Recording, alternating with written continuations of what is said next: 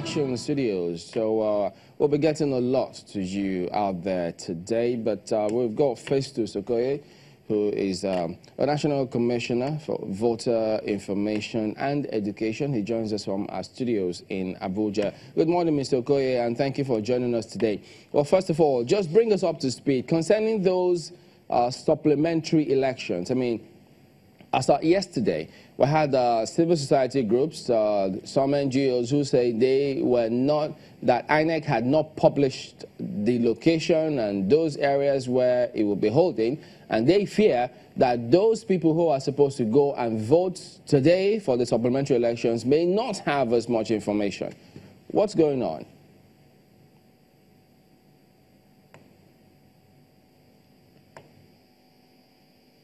Well, the supplementary elections we hold side by side with the governorship and the state assembly elections. So in the places where we are going to have supplementary elections, the only addition will be that rather than have two boxes, one for governorship election and one for state assembly elections, you are going to have an additional box for the conduct of the supplementary elections. It is the same people that are going to vote for during the governorship elections that are also going to vote in these supplementary elections. But all the resident electoral commissioners have been directed on the areas where we are supposed to have supplementary elections. And the people of those constituencies where we are going to have supplementary elections are also know. And the political parties that are going to be involved in one way or the other in the areas where we are going to have supplementary elections are fully aware of what is going on.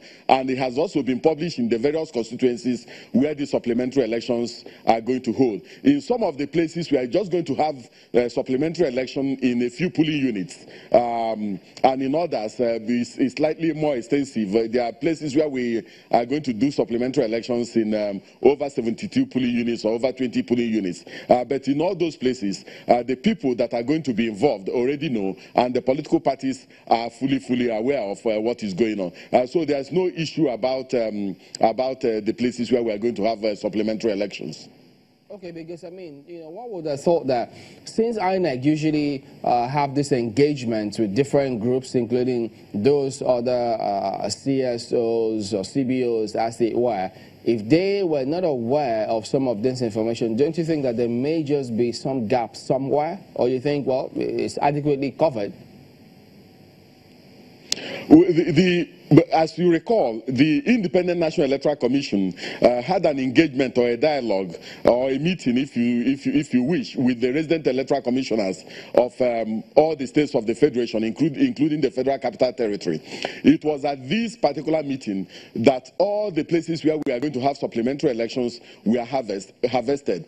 And all the resident electoral commissioners were directed to go back to their various states, convene stakeholders meeting involving the security agencies, involving the political parties, involving the civil society groups and organizations and other critical stakeholders, and inform them of the state of preparedness of the Commission for the governorship and state assembly elections, and also inform those who are going to be involved in supplementary elections so that they will be prepared. And I believe that most of the resident electoral commissioners did that. I was in Enugu State and I was also in Benue State a couple of days ago, and I'm fully aware that we are going to have supplementary elections in some of these states, and the resident electoral commissioners engage adequately and clearly with all the critical stakeholders relating and regarding where supplementary elections will hold. So I think that the engagement has been adequate and the engagement has been sufficient for the people to know that they are going to have supplementary elections in places where the collation officers or the returning officers did not make a declaration on grounds of the fact that there was violence in a few polling units, or on grounds of our inability to deploy to a few polling units. The people of those communities know. So they are going to be voting for their governors and for their members of their state assemblies together with the places where we are going to have supplementary elections. So I think that we have it adequately covered, and there's no cause for any alarm. So this is, you're going to have the ballot for the governorship, the ballot for the state houses of assembly, and then in the places where you have supplementary elections, you have the ballots for that as well. That's how it will play out today, is it? Exactly. Okay, so now that, because in some areas, is it that these supplementary elections will only apply for the senatorial or the National Assembly elections? Will there be any need for anyone to cast any ballot for the presidential election, because that result has been declared already? Well, the Independent National Electoral Commission is a creation of the Constitution and a creation of the law.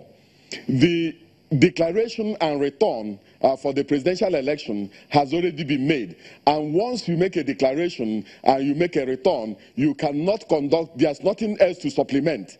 So where we are going to have supplementary elections is in relation to senatorial districts and federal constituencies where the collation or returning officers could not make a return on grounds of margin of lead, or on grounds that elections were not conducted in a few places. So this supplementary election relates only to senatorial districts and federal constituencies where elections were inconclusive.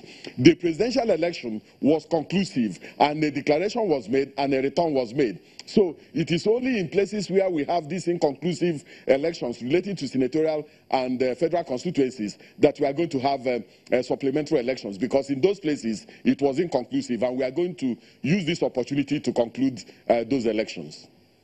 For clarity of our purpose, would it have been out of place for INEC to come up with the list of those areas where the supplementary elections will take place, just to understand and be on the same page? Did that happen? Yes, we came up with a list, and I'm sure that that particular list is up on the INEC website. But you know, the supplementary elections will take place, I think, in 14 states of the federation, and even in those states, in a few places it will take place in only one registration area. In a few places it will take place in a few senatorial districts, and in some places it will just take place in a few polling units. So it is only in relation to those areas that we need to do sensitization, and those areas and places where these things will happen, they already know, because they have been fully informed and they have been adequately sensitized as to the fact that we are going to have supplementary elections in those areas. So for instance, I know that we will have supplementary elections in Abia, Akwa Ibom, Anambra, Bauchi, in a few places in Benue, in Imo, and a few places in Kaduna, and I think in 14 states, and also in some places in Lagos. So I think that the resident electoral commissioners of these states and the electoral officers of the local governments that are affected have done enough sensitization, and the people already know that they are going to have elections in those areas. Be it as it may that you are INEC at the federal level, a lot of people are still relying on you for information, especially for the states, INEC bodies. But in that regard, how well are you coordinating with them to ensure that their promises, especially we saw promises from Niger State, we saw from Plateau State, we also saw from I think that was Kaduna State, if I'm not getting it wrong, that the process will start by 8 o'clock, and that's about 20 minutes away from now. Did you get feelers? Did you relate with them at the state level, for instance, to ensure that what we experienced back then during the presidential elections of the 23rd, we don't experience late arrival of materials or even get into the polling units late? Well, we are coordinating with all the states of the federation. As of today, the situation room of the Independent National Electoral Commission at the International Conference Center is up and running. We've been coordinating and monitoring issues since yesterday. We also have the Electoral Support Center, which is also up and running. So we are monitoring the situation in every state of the federation. Where they have challenges, some of them do seek for advice from the national headquarters on how to tackle some of those challenges or how to deal with some of those problems. So we are coordinating and watching a situation in every state of the Federation. As I just informed you, I breezed into Enugu State, I breezed into Benue State to also assess the level of their preparations for this particular election. And as at the time I was in Enugu and Benue, they had already moved all the sensitive and non-sensitive materials to the various local governments, and in the various local governments they were also batching the materials specific to polling units so that when they get to the registration areas it will be a very easy process. And I'm confident, and the Commission is confident, that we are going to get it right in most of the states of the Federation in relation to this particular election. Mr. Okoye, INEC has said that there will be no voting without smart card readers. And that's given. But we had cases during the national elections where smart card readers didn't work, and your ad hoc staff had the voter write their names and their phone numbers and stuff like that.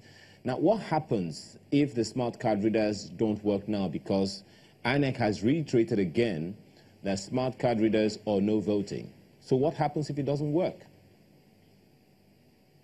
Well, immediately after the presidential and national assembly elections, the commission sat back and reviewed what happened during the presidential and national assembly elections, especially in relation to the issue of the card readers.